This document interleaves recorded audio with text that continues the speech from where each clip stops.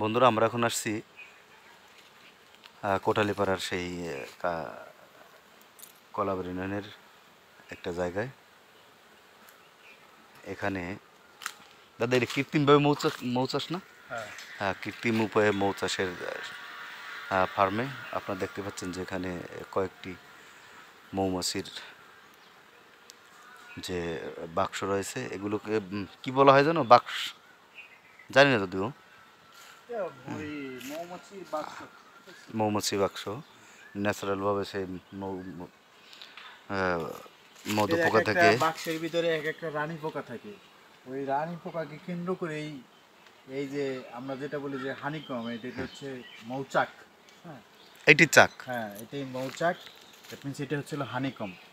এখানে হচ্ছিল ওই মধু থাকে, ঠিক আছে? হ্যাঁ, তো অলরেডি এখান থেকে কালেক্ট করা হয়েছে। কালেক্ট করার পরে আমরা যেটা জানতে পেরেছি এনাদের কাছ থেকে, যে আর আমরা সাধারণত ছোট সময় থেকে জানি যে মৌ মাছিগুলো আপনার ফিল্ডের থেকে, জমির থেকে যে ফুলের থেকে মধু সংগ্রহ করে এই বাক্সের মধ্যে যে হানি প্যাড রয়েছে সেখানে, অর্থাৎ মৌমাছি যে মধু রাখার যে প্যাড, সেখানে সেই প্যাডে মধুগুলো রেখে আবার চলে যায়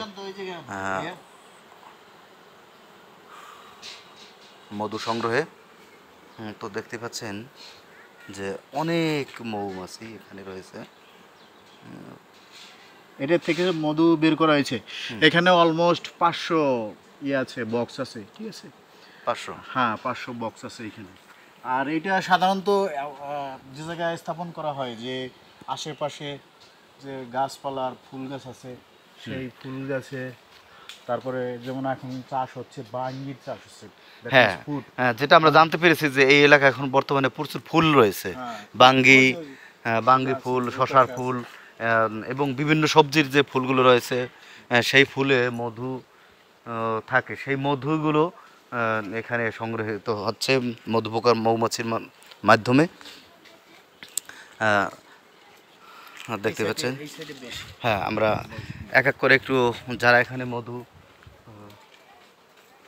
এই কাজে নিয়োজিত রয়েছেন ওনাদের সাথে একটু আমরা কথা বলতে চাইছিলাম। দেখি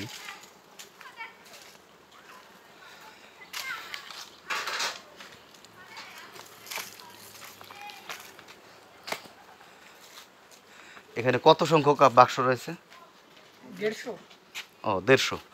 তো আমরা প্রথম অবস্থায় যে ধারণটা করেছিলাম যে এখানে 500 বাক্স রয়েছে, না আসলে 500 না, এখানে 150-র মতো বাক্স রয়েছে। সেই প্রতিটা বাক্সেই দেখতে পাচ্ছেন মৌমাছি রয়েছে এবং হানি প্যাড রয়েছে। সেই হানি প্যাডে মধু রাখার জন্য